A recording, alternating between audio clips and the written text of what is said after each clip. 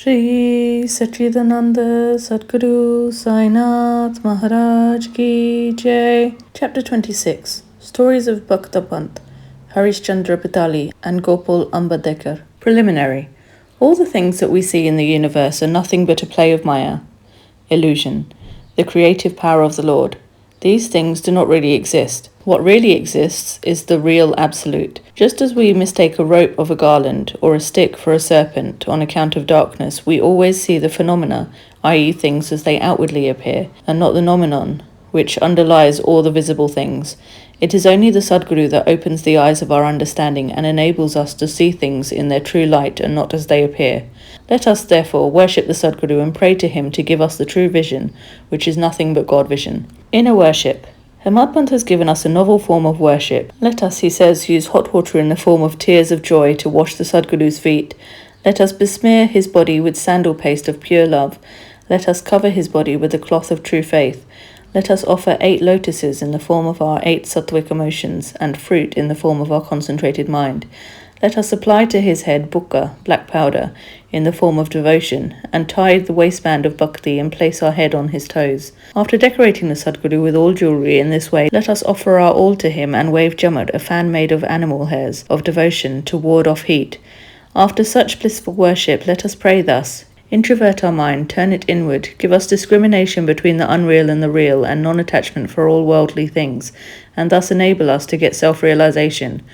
We surrender ourselves, body and soul, body consciousness and ego. Make our eyes yours, so that we should never feel pleasure and pain. Control our body and mind as you will and wish. Let our mind get rest in your feet. Now let us turn to the stories of this chapter. Bhakta Pant. Once it so happened that a devotee by name Pant, a disciple of another Sadguru, had the good fortune of visiting Shirdi. He had no mind to go to Shirdi, but man proposes one way and God disposes the other. He was travelling in a BBCI railway train, the then Bombay Baroda and Central India Railway, now Western Railway, where he met many friends and relations bound for Shirdi. They all asked him to accompany them, and he could not say no. They alighted at Bombay while Pant got down at Virar. There he took the permission of his Sadguru for the Shirdi trip, and after arranging for the expenses, left with the party for Shirdi. They all reached the place in the morning and went to the masjid at about 11 a.m. Seeing the concourse of the devotees assembled for Baba's worship, they were all pleased, but Pant suddenly got a fit and fell senseless. They were all frightened, still they tried their best to bring him to his senses. With Baba's grace and with pitchers of water which they poured over his head, he regained his consciousness and sat upright, as if he was just awakened from sleep. The omniscient Baba, knowing that he was a disciple of another Guru, assured him fearlessness and confirmed his faith in his own Guru by addressing him as follows. Come what may, leave not, but stick to your bolster, support, i.e. your Guru, and ever remain steady, always at one-ment in union with him. Pant at once knew the significance of this remark, and thus he was reminded of his Sadguru. This kindness of Baba he never forgot in his life. Harishchandra Pitali. There was a gentleman by name Harishchandra Pitali in Bombay. He had a son who suffered from epilepsy. He tried many allopathic and Ayurvedic doctors, but there was no cure. There remained only one way of remedy, viz. Resorting to the saints. It has been stated in chapter 15 that Daskanu, by his inimitable and splendid kirtans, spread the fame of Sai Baba in the Bombay Presidency. Mr. Pitali heard some of these kirtans in 1910 and learnt therefrom and from others that Baba, by his touch and mere glance, cured many incurable diseases. Then a desire arose in his mind to see Sai Baba. Making all preparations and taking presents and fruit baskets, Mr. Pitali came to Shirdi with family, wife and children. He then went to the masjid with them, prostrated before Baba and placed his sick son on Baba's feet. No sooner Baba saw the child than an untoward thing happened. The son immediately revolved his eyes and fell down senseless. His mouth began to foam and his whole body began to perspire profusely, and it seemed as if he breathed himself out. Seeing this, the parents became very nervous and excited. The boy used to get such fits very often, but this fit seemed to persist long. Tears began to flow ceaselessly from the mother's eyes, and she began to wail, crying that her condition was like that of a person who, being afraid of the robbers, ran into a house which collapsed on him, or like a cow fearing a tiger ran into the hands of a butcher, or like a traveller who, being tormented by the heat of the sun, went to take refuge under a tree which fell upon him, or like a devout person going for worship into a temple, which collapsed upon him. Then Baba comforted her, saying, Do not wail like this, wait a bit, have patience, take the boy to your lodging.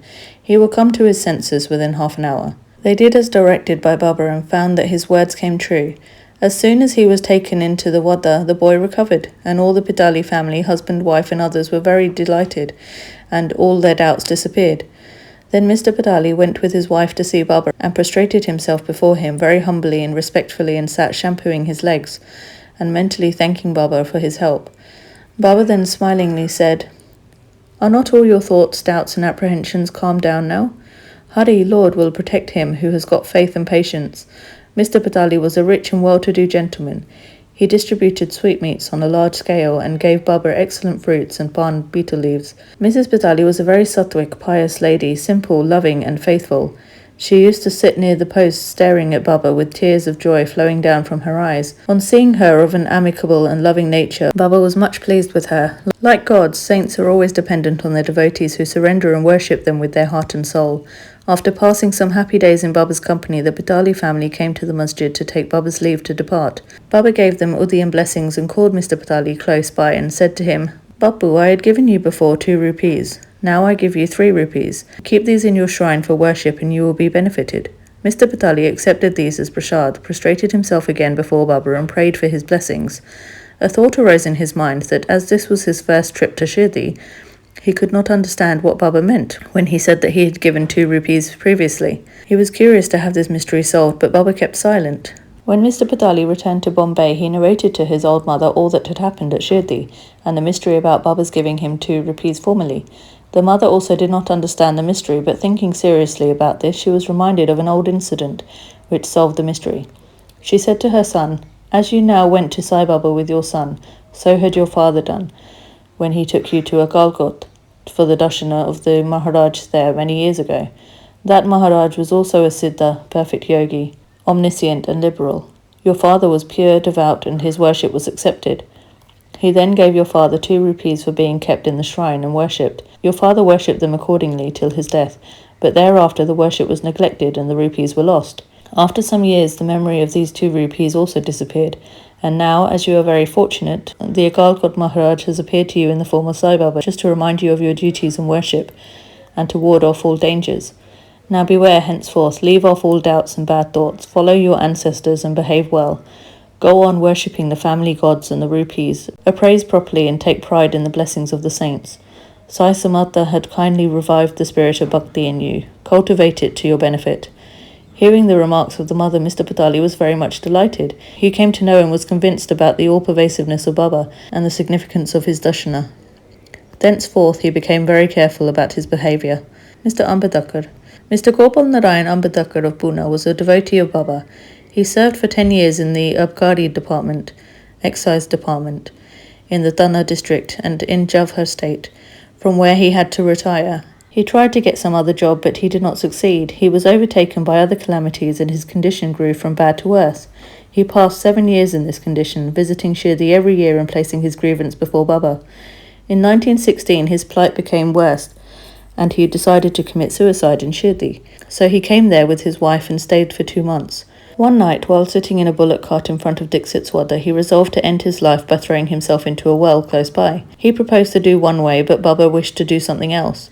A few paces from this place there was a hotel, and its proprietor, Mr. Sugun, a devotee of Baba, came out and accosted him thus. "Did you ever read this Akalkotkar, Maharaj's life?" Ambedkar took that book from Sugun and began to read it. Casually, or we may say providentially, he came across a story which was to this effect. During the lifetime of Akalkot Maharaj, a certain devotee suffered very much from an incurable disease, and when he could endure the agony and pain no longer, he became desperate, and to end his miseries threw himself one night into a well. Immediately the Maharaj came there and took him out with his own hands and advised him thus, "You must enjoy the fruit, good or bad, of your past actions. If the enjoyment be incomplete, suicide won't help you. You have to take another birth and suffer again. So instead of killing yourself, why not suffer for some time and finish up your store of the fruit of your past deeds, and be done with it once and for all?" Reading this appropriate and timely story, Ambedkar was much surprised and moved. Had he not got Baba's hint through the story, he would have been no more. On seeing Baba's all-pervasiveness and benevolence, his faith in him was confirmed, and he became a staunch devotee. His father was a devotee of Akalkot Maharaj, and Sai Baba wanted him to walk into his father's footsteps and continue his devotion to him.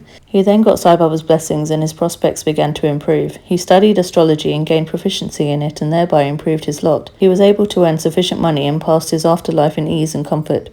Bow to Shri Sai, peace be to all.